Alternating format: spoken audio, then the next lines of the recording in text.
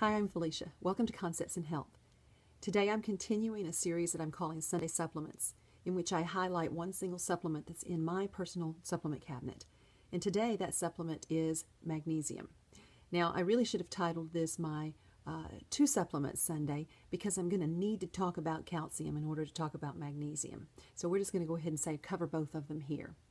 Magnesium has been way underrated in the past. It's finally getting the attention that it deserves, but almost too late for some people who are convinced that they've got to take huge amounts of calcium and who are not even looking at their magnesium, and they can't understand why they can't sleep, why they have nervous leg syndrome or restless leg syndrome, why they maybe have some nausea or vomiting, while they're maybe tired all the time or have brittle nails, or while they still are having bone loss. Their bone density test results are not coming back very well, and they're still getting osteoporosis at the same time. They're getting some kidney stones, and their doctor's saying, "God, you got high levels of serum calcium."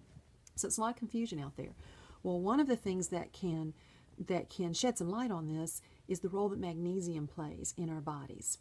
In our bodies, we do have about twice the amount of calcium at any given time as magnesium, and because of this fact, past wisdom in supplementation has put about a 2-to-1 ratio in the supplements.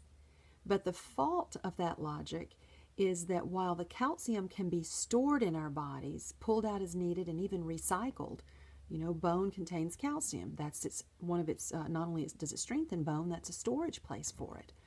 When we get too much calcium, we have the kidney stones and the bone calcifications, bone spurs, etc. So we know that the body stores calcium. Not true with magnesium. We're either going to use it or excrete it, and we have to replenish it on a daily basis.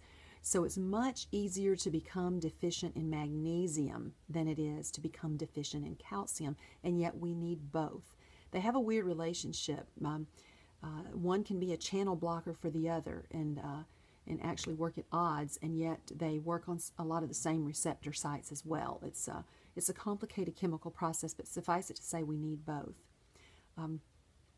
It's quite easy to have enough calcium these days if you have a reasonable diet and you supplement. I believe, for me, what I have to watch out for is my magnesium. I have a lot of stressors in my life. I exercise a lot, sweat a lot. Yes, I drink coffee, drink some wine. So I'm going to have some deficiencies if I do not watch out. And yet, I think in a normal day, I probably find myself well surpassing the 750 to 800 mark for milligrams of calcium.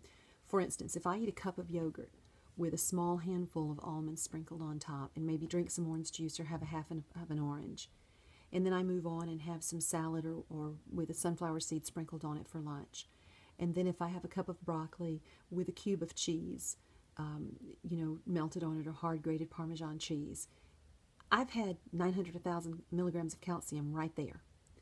And so since my body can store it, even if I'm not super good a day or two out of the week, on average, I think I'm getting enough calcium. So what I do is supplement with magnesium because it's so much easier to become deficient. And when I keep my supplementation regimen strict with myself, I know I sleep better. I know my skin looks better. I know that my hair looks better. I know that I'm calmer. I know that I have better muscle recovery. I can see these things when I take magnesium. Now, magnesium, if you take the tablet form, is not very well absorbed into the body. It's only about, and this is true with calcium too, by the way, maybe 10 to 15%. If you take a citrate form, which is just a mix with citric acid, it becomes much more bioavailable. If you dissolve that citrate form in warm water, it's absorbed even more quickly, and you're going to see results. That's why, as I said in my overview of this series last Sunday, I take Natural Vitality's Calm. Now, this is just their magnesium formula. I've chosen to just supplement, remember, with magnesium. By the way, I also highlighted a multivitamin that I take that does have calcium and magnesium in the new proper ratio of 2 times the magnesium to the 1 time calcium.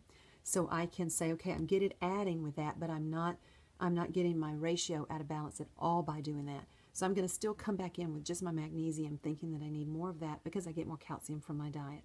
There's 325 milligrams in this. It's a powder. It is the citrate form.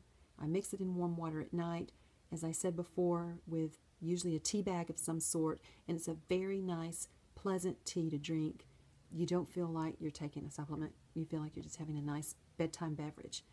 Some people who are not going to eat the yogurt, who are not going to get green leafy vegetables hardly ever, who are not feeling like they're getting their calcium at all, for them, Natural Vitality makes another product. I have some on hand, and it does have plus calcium. But the difference is it's really on top of things in terms of the latest research, and it has more magnesium than it does calcium, so you're already getting your proper ratio here. It has the 325 milligrams of magnesium, but only 210 of calcium. It also has potassium, vitamin D3, and boron, and some vitamin C, some other minerals that are vital to absorption of the calcium and magnesium. So this is a great product. It's also in powder form. I happen to have the same flavor in both right here, raspberry lemon flavor, which I love, but there's plain, and then I think there's a couple of other choices on that. So these are really good products that give you either just the magnesium or the correct proportion of the magnesium and calcium. You know, if what I've hoped to do today is to alert you to the importance of magnesium, to help you see that the ratio of magnesium to calcium is about 2 to 1 and not the other way around, which if you're taking the same vitamin you've taken for years, unless they've changed the formula, it's probably out of balance in terms of the evidence that we have today on what is the right way to take our calcium and magnesium. Do your research, figure out what's right for you based on the way you eat, the way you drink, the way you exercise, and get that proper supplementation ratio. Thanks, and I'll see you next time. Bye-bye.